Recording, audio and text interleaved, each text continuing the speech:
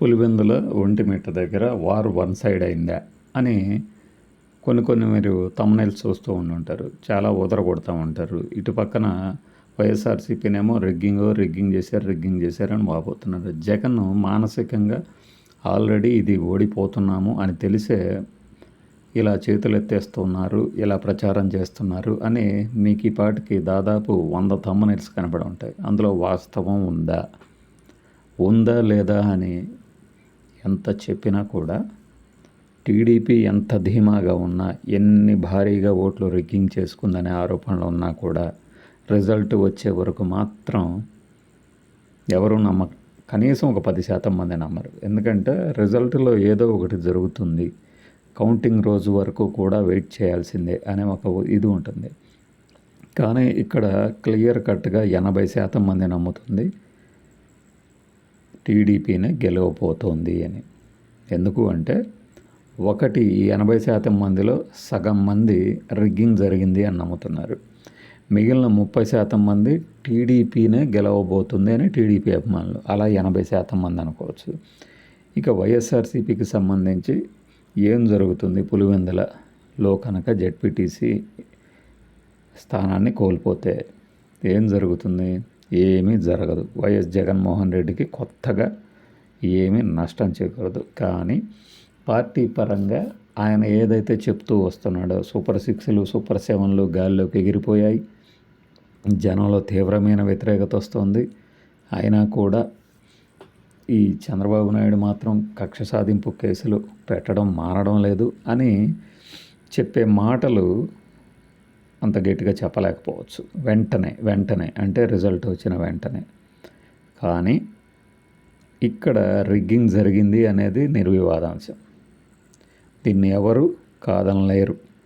చాలా చోట్ల web casting ఆపేసి మరి అంటే సీసీ ఫుటేజ్ కానీ ఇవన్నీ ఎందుకు తొలగిస్తారు, ఎందుకు ఫుటేజ్ బయటకు ఇవ్వలేదు అంటే ఈసీ సమాధానం చెప్పాలి దీనికి. అప్పటిదాకా ప్రతిపక్షం చేసినటువంటి ఆరోపణలు ఖచ్చితంగా పరిగణలోకి తీసుకోవాల్సిందే. నైతికంగా టీడీపీకి ఒక మద్దతు దొరుకుతుంది. ప్రతిపక్ష నేత సొంత నియోజకవర్గం జెడ్పీటీసీనే ఆయన కోల్పోయాడు, జనం మద్దతు కోల్పోయాడు, వాళ్ళు చేసే ఆరోపణల్ని పట్టించుకోవాల్సిన అవసరం లేదు అని హోరెత్తిస్తారు.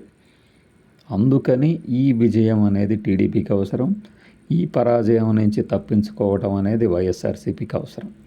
అంతకుమించి వేరే ప్రాధాన్యత ఈ జెడ్పీటీసీకి లేనే లేదు. ఆఫ్టర్ ఆల్ ఒక జెడ్పీటీసీ ఓడిపోతే గెలిస్తే కొత్తగా ముఖ్యమంత్రి పదవుల్లో ఎవరు చేరలు, కొత్తగా ముఖ్యమంత్రి పదవి ఎవరిది కూడదు, కొత్తగా డిప్యూటీ సీఎంకి వచ్చేది ఉండదు, పోయేది ఉండదు. కానీ కూటమి తాలూకు మానసిక స్థైర్యం, వైఎస్ఆర్సీపీకి సంబంధించిన ధీమా ఈ రెండు పెరగాలి అంటే ఈ ఎన్నిక చుట్టూనే జరుగుతుంది రాజకీయం. ఎందుకంటే రాష్ట్రంలో ఎక్కడ బై ఎలక్షన్స్ తావు లేదు కాబట్టి. అందువల్ల ఈ మాజీ మంత్రి సోదినారాయణ రెడ్డి ఏం చెప్పినా, ఈ గల్లా శ్రీనివాస్ ఏం మాట్లాడినా ఎవడు పట్టించుకోవాల్సిన అవసరం లేదు. ఇంచి కూడా ఎవ్వడికీ ఉపయోగం లేని ఎన్నిక ఇది. ఎందుకు అంటే 10 నెలల్లోనే పూర్తయిపోబోతుంది కాలం. గట్టిగా మాట్లాడితే సంవత్సరం కూడా లేని దాంట్లో గెలిచిన టీడీపీ కానీ ఒకవేళ గెలిస్తే ఏమి అభివృద్ధి రాష్ట్రం మొత్తం చేస్తారు అంటే రాష్ట్రానికి సంబంధం లేదు. జిల్లాలో ఏం చేయబోతున్నారు, ఏమి హామీలు ఇచ్చారు, అసలు ఏకపక్షంగా సాగింది అని చెప్తున్నటువంటి వీళ్ళు ఏ కొత్త హామీ ఇస్తారు అక్కడ? ఈ జెడ్పీటీసీ ఎన్నికలో గెలిచిన వాళ్ళు ఏ పార్టీ అయినా దీనివల్ల మమ్మల్ని గెలిపించండి అని చెప్పేందుకు ఏమి అర్హత ఉన్నది? ఏమీ లేదు. సో పొలిటికల్గా చూసినప్పుడు మీకు ఒక మానసిక స్థైర్యం ఎవరికి? టీడీపీకి. ఎందుకు అంటే ఈ మధ్యకాలంలో ఇచ్చిన సర్వేలు కానీ మనుషులు మాట్లాడుతున్న తీరుని బట్టి 14 నెలల్లో వీళ్ళు అప్పులైతే చేస్తున్నారు కానీ సంక్షేమ పథకాలు ఎక్కడా అమలు చేయలేదు, అమలు చేస్తున్నది అరకొరగానే అని వినిపిస్తుంది. పులివెందుల జెడ్పీటీసీని గెలిచి చంద్రబాబు నాయుడు గారికి బహుమతిగా ఇస్తామంటే ఆయనకు బహుమతిగా ఇస్తే ఆయన ప్రజలకు ఏమిస్తాడు? జెడ్పీటీసీ మెంబర్గా గెలిచిన అతను ఏమి చేయగలడు ఈ సంవత్సరంలో? అది చేయించగలిగితే మహా ఎక్కువ. ఇక్కడ ఒకవేళ వైఎస్ఆర్సీపీ గెలిస్తే ఆ ధీమా చూసారా, జనం మా వెంటనే ఉన్నారు, ఇంత గొప్పగా చెప్పినా కూడా, ఇంత గొప్పగా మా మీద బలవంతంగా రిగ్గింగ్ ఫోర్సు అంతా ప్రయోగించినా కూడా మా వెంటే జనం ఉన్నారు, జనంలో వ్యతిరేకత స్పష్టంగా కనిపిస్తుంది అని ఆ ధీమాని ఇంకాస్త ఎక్కువ చేసుకుంటారు. చూడండి, ఈ ధీమా టీడీపీకి, ఈ మానసిక స్థైర్యం వైఎస్ఆర్సీపీకి అవసరం మామూలుగా. కానీ నేను రివర్స్లో చెప్తున్నాను అనుకోవచ్చు. ఎందుకు అంటే అధికార పక్షంలో ఉండి ఏమీ చేయలేకపోతున్నాము మేము అని చాలామంది ఎమ్మెల్యేలు మదన పడుతున్నారు. మంత్రులు ఈ ల్యాండ్ పూలింగ్కి సంబంధించి సెకండ్ దశ ల్యాండ్ పూలింగ్ మీద ఇంతవరకు నోటిఫికేషన్ రాలేదు. నేను మన వీడియోలో చెప్పాను, ఆగస్టు 6 లోపు నోటిఫికేషన్ వస్తుంది, దానికి సంబంధించిన పనులు జరుగుతున్నాయని. కానీ మన అంచనా తప్పైంది. ఎందుకు తప్పైంది అంటే ఇదే ల్యాండ్ పూలింగ్కి సంబంధించి మొదటి దశ వాళ్ళకి పూర్తి చేసి మా దగ్గరికి రండి అని గట్టిగా మాట్లాడుతున్నారు రైతులు, కాబట్టి వెనక్కి తగ్గారు.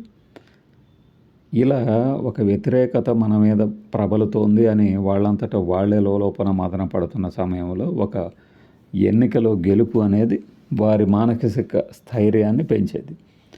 ధీమా అంటే నేను తడిగొడ్డేసుకొని కూర్చున్నా చాలు, చంద్రబాబు నాయుడు గారు ఏ సంక్షేమ పథకాలు అమలు చేయట్లేదు కాబట్టి వాళ్ళ ఎమ్మెల్యేల మీద ఆరోపణలు, అవినీతి ఆరోపణలతో వారి పత్రికలే రాస్తున్నాయి కాబట్టి అడపదడప నేను తడిగొడ్డేసుకొని కూర్చున్నా, నన్నే గెలిపిస్తారు తిరిగి అనే ధీమా పెరగాలి అంటే వైఎస్ఆర్సీపీకి, జెడ్పీటీసీకి అవసరము. కానీ ఇప్పుడున్న పరిస్థితి, వీళ్ళు చేసిన ఆరోపణలు ప్రత్యారోపణలు చూస్తున్నప్పుడు టీడీపీనే గెలుస్తుంది అని అన్యాపదేశంగా 80% మంది చెప్తున్నా ఫలితం అధికారికంగా ప్రకటన వచ్చేంతవరకు ఎదురు చూడాల్సిందే. ఇందులో తిరుగులేదు. ఎవరు ఎన్ని విశ్లేషణలు చెప్పినా, ఎంత ధీమా ప్రకటించినా రెండే జరుగుతాయి, గెలుపు ఓటమి. దీనికి పోయి ఆరాం ఆస్థానం లేకపోతే కేకేనో ముందుకు దిగాల్సిన అవసరమే లేదు. AWWF విన్నరు ముందే ఊహించి చెప్పడం అనేది కొంతమంది థంబ్నెయిల్ రాయుళ్ళ వల్లే సాధ్యం. అది అందరి వల్ల కుదిరే పని కాదు. బాయ్.